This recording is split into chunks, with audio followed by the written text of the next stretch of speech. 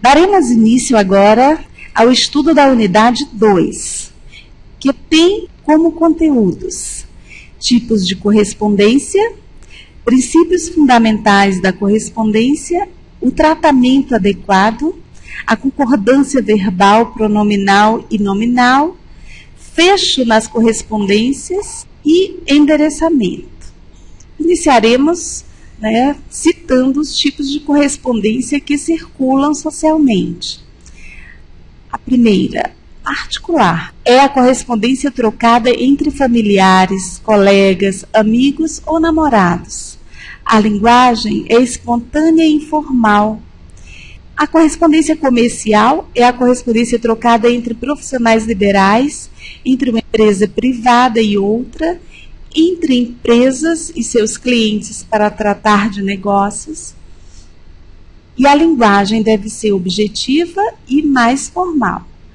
A correspondência oficial diz respeito à correspondência trocada entre instituições públicas, civis e militares, ou de um órgão oficial para uma pessoa ou empresa. Atos de poderes, legislativo, executivo ou judiciário. A linguagem deve ser formal e impessoal. Vamos dar início agora ao estudo que trata dos princípios fundamentais da correspondência. Na secretaria de uma escola, estamos em constante comunicação com o meio, seja por meio oral ou escrito, e para redigir bem é preciso buscar constantemente melhorar o nosso texto.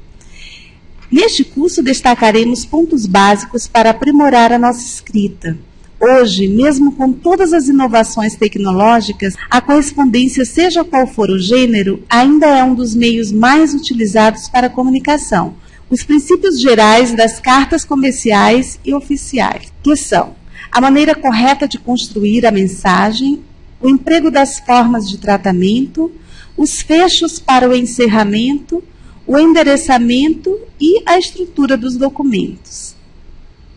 A maneira correta de construir a mensagem refere-se à eficiência da comunicação. Assim, evitamos transtornos, como, por exemplo, pedidos indeferidos, quer dizer, não aceitos ou não atendidos. Também evitamos avisos incompreendidos, prejuízos financeiros, entre outros. Lembre-se que é preciso organizar o pensamento, definindo o conteúdo antes de escrever o teu texto final. A mensagem deve ser breve, sem rodeios. Escolha, portanto, a maneira mais adequada de transmiti-la. Então, dando prosseguimento ao nosso estudo, iremos falar sobre os pronomes de tratamentos adequados nas comunicações escritas no ambiente da secretaria escolar. O emprego das formas de tratamento mantém a formalidade necessárias às cartas comerciais e oficiais, uma vez que as pessoas envolvidas geralmente não se conhecem. Você acha difícil empregar corretamente esses pronomes? Se respondeu que sim, calma. Existem orientações específicas para isso. Vamos conhecer aqui as mais importantes. A primeira orientação está relacionada ao tipo de correspondência. Vejamos o quadro, o tratamento. Observe que os pronomes a serem utilizados dependem do tipo de correspondência, do remetente e do destinatário. Para uma correspondência particular, o remetente pode usar os pronomes eu ou meu, e o destinatário, aquele que recebe, podemos tratá-lo de tu ou você, dependendo do grau de intimidade com a pessoa a quem nos dirigimos. Já na carta comercial, o remetente pode dizer nós, nosso, esta empresa, seu. E para o destinatário, o tratamento deve ser Vossa Senhoria, essa empresa. Da mesma forma, na correspondência oficial, o remetente que envia o tratamento é este órgão, nós, nosso. E para o destinatário, quem recebe, referimos-nos a esse órgão, seu. Preste bastante atenção a esse detalhe. Quando nós somos o emissor, utilizamos o pronome este órgão, quer dizer, é o meu órgão, onde eu estou situada, este, porque fazemos parte daquele órgão e estamos representando esta instituição. Já, quando nos referimos ao órgão a quem enviamos a mensagem, dizemos esse órgão, pois o órgão está longe de nós, quer dizer, está distante. É muito importante o uso correto para evitar possíveis enganos. Quanto à posição hierárquica, há normas que devem ser respeitadas, levando-se em consideração o cargo que as pessoas ocupam. Observe, se você enviar uma carta ao presidente da República, por exemplo, deve usar o tratamento Vossa Excelência. Verifique os pronomes de tratamento e as formas de tratamento de acordo com o destinatário a quem enviamos a mensagem.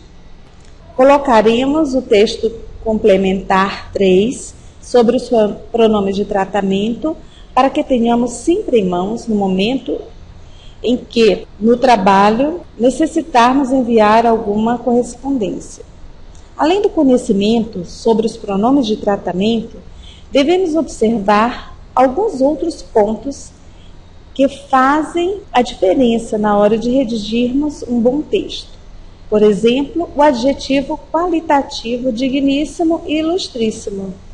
Esqueçam esses dois adjetivos qualitativos, porque eles foram abolidos dos textos oficiais, de acordo com o Manual de Redação da Presidência da República.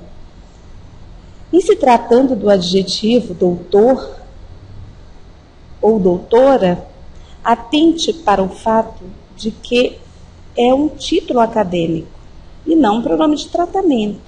Esse título acadêmico ele é conferido apenas aos concluintes de um doutorado e não uma mera forma de tratamento. Porém, o uso de doutor é socialmente consagrado e empregado no tratamento a alguns profissionais, dentre os quais podemos citar os médicos, dentistas, advogados, entre outros. Outra orientação fundamental, no momento de redigir o seu texto, diz respeito à concordância verbal, pronominal e nominal. Vejamos, os pronomes de tratamento, Vossa Excelência, Vossa Senhoria, referem-se à segunda pessoa do discurso, com quem se fala ou a quem se dirige a comunicação. No entanto, a concordância verbal é feita na terceira pessoa. Exemplo, Vossa Excelência está ciente do assunto? Então, Vossa Excelência é um pronome da segunda pessoa do singular. E o verbo estar faz parte da terceira pessoa do singular. Vossas Senhorias estão de acordo com a decisão? Então, Vossas Senhorias, pronome de segunda pessoa, né, está relacionado ao verbo aí estão, o verbo na terceira pessoa do plural. Então, muita atenção. Não use os verbos na segunda pessoa em frase como as citadas, pelo engano de achar que os pronomes estão na segunda pessoa, utilizar-se também dos verbos na segunda pessoa. Veja só como ficaria essa frase de forma errada com a forma gramática. Vossa Excelência está ciente do assunto? Vossas Senhorias estão de acordo com a decisão? Então vejamos que esta frase também foi colocada de forma errada de acordo com a gramática. Então, relembrando, os pronomes de tratamento se referem à segunda pessoa com quem se fala ou a quem se dirige a comunicação. No entanto, a concordância verbal deve ser feita na terceira pessoa. Vamos prosseguir nosso estudo observando outra situação que poderá nos ocorrer no dia a dia. Diz respeito à concordância aos pronomes possessivos, também muito utilizados nas correspondências oficiais e comerciais. Vejamos. Solicito a Vossa Excelência a remessa de seu parecer sobre o caso. Vossa Excelência, pronome de segunda pessoa no singular. seu, pronome possessivo de terceira pessoa no singular. Então, quando Vossa Senhoria divulgará os nomes de seus assessores? Vossa Senhoria, pronome de segunda pessoa no singular, e seus, pronome possessivo de terceira pessoa no plural. Atenção! Não use os pronomes possessivos de segunda pessoa em frases como as citadas. Solicito a Vossa Excelência a remessa de vosso parecer sobre o caso. Evite também a frase: quando Vossa Senhoria divulgará os nomes de vossos assessores? Então, o certo, seria exatamente: solicito a Vossa Excelência a remessa de seu parecer sobre o caso. Quando Vossa Senhoria divulgará os nomes de seus assessores, certo? Vejamos outra observação importante. Observe. Emprega-se Vossa Senhoria, Vossa Excelência, etc., para a pessoa com quem se fala. Exemplificando. Encaminho a Vossa Senhoria a cópia do laudo médico, ao se dirigir diretamente à pessoa. Usa-se a Sua Senhoria ou Sua Excelência, etc., para a pessoa de quem se fala, ao referir-se àquela pessoa e não direto com a pessoa. Exemplificando, Sua Excelência, o Presidente da República não dará entrevistas hoje, ou seja, referiu-se à pessoa do Presidente da República.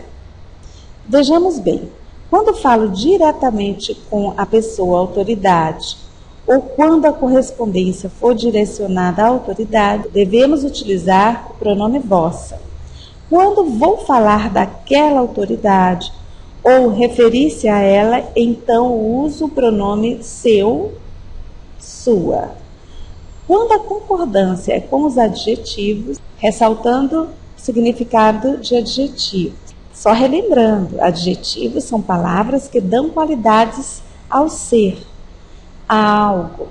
Então, dessa forma, o adjetivo deve concordar em gênero e número com a pessoa a que se refere o pronome de tratamento. Vejamos, concordância com adjetivos. Eles devem concordar em gênero e número com a pessoa. Se for mulher, Vossa Excelência está atarefada? Feminino singular. Vossas Excelências estão atarefadas? Feminino plural. Se for homem, Vossa Senhoria está adiantado, no masculino singular. Vossas Senhorias estão adiantados, se for no masculino plural. Então, ressaltando, concordância com adjetivos, devem concordar em gênero e número com a pessoa ao qual se refere. Então, estudamos nesta unidade os princípios gerais da redação comercial e oficial, somente ao que se refere à construção da mensagem e ao emprego de pronomes de tratamento. Também a concordância desses pronomes com o verbo e o nome. Na unidade 1, a unidade anterior, estudamos a construção da mensagem, que envolve elementos de coesão, coerência, clareza, entre outros, importantes aí para a qualidade do texto.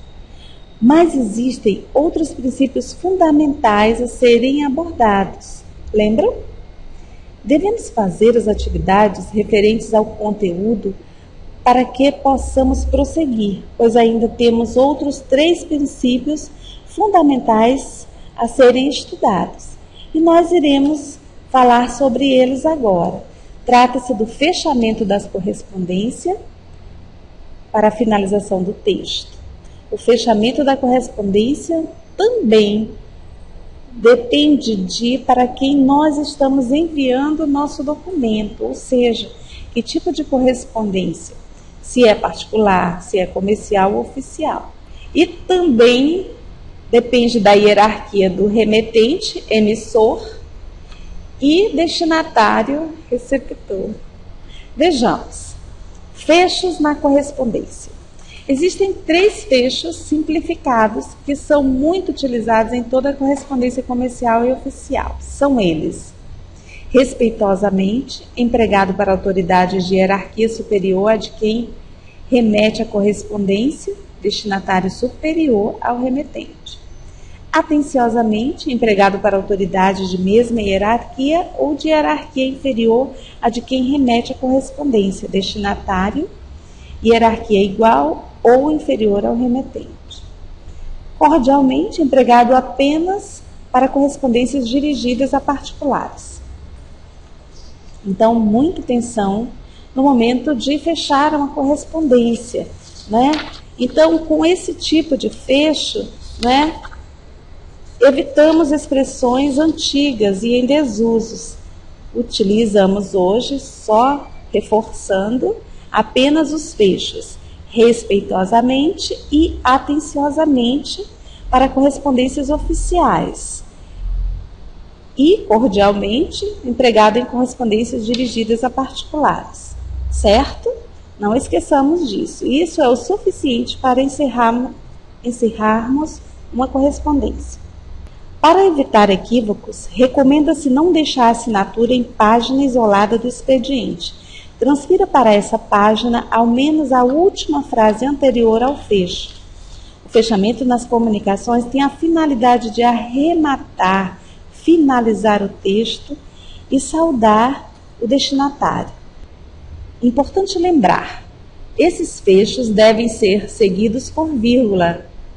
Logo abaixo, geralmente, vem centralizada a assinatura com o nome e o cargo da autoridade que a expediu. Veja, por exemplo, atenciosamente, vírgula, Francisco das Chagas Santana, reitor do IFP. Importante, o traço para assinatura está em desuso, então nunca mais coloquem na correspondência oficial de vocês aquele traçozinho em cima do nome aí de quem expediu. Aquele tracinho é coisa antiga, era mais ou menos utilizado para as pessoas analfabetas que colocavam o dedo sobre a linha. Então, hoje, por favor, tirem aquele traçozinho que está em desuso. Outra característica a ser observada em nossas correspondências diz respeito ao endereçamento. Pois, depois de finalizar uma carta ou um documento, a última atitude deve ser colocá-la em um envelope antes de remetê-la ao destinatário. O endereçamento é feito escrevendo-se o nome completo do destinatário, precedido do tratamento apropriado e respectivo endereço. Rua, número da casa, do edifício e apartamento, código de endereçamento postal, CEP, cidade, sigla do estado, iniciando-se à esquerda, a fim de deixar espaço suficiente para selagem à direita, conforme o modelo. No verso do envelope deve constar o nome completo do remetente e seu endereço, incluindo os mesmos itens do destinatário. Todo cuidado é pouco na transcrição correta do nome e do endereço. Erros no nome causam má impressão ao destinatário e no endereço extraviam a correspondência, obrigando os serviços de correios a dispendiosas operações de busca ou a devolução do material. Por hoje é só. Até a próxima aula.